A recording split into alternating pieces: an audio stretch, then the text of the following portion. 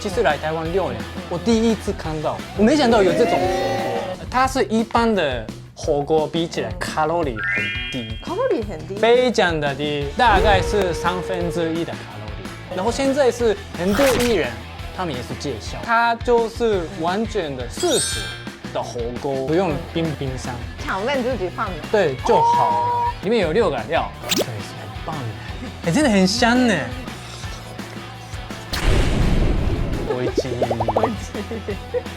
这真的很好吃哎，麻辣的味道啊，都就是被吸到那个里面，就一口咬就爆汁的，很 Q。那我要就另外一个。咖喱就是香气的概念吧，味道还是麻辣的味道，然后就后来会有一个咖喱的香气，美味しい，本当に美味しい。这个是鲍鱼片，香港鲍鱼，而且味道也鲍鱼。因为我刚刚讲是因为他们就用18个中药来做的，就是连汤底都可以，就喝看看。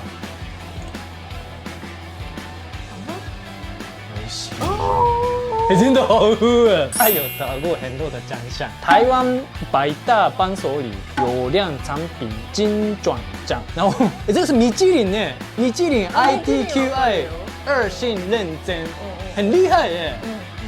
就在家里可以吃米其林的东西，而且是吃的时候是很简单，就打开就放进去就好了。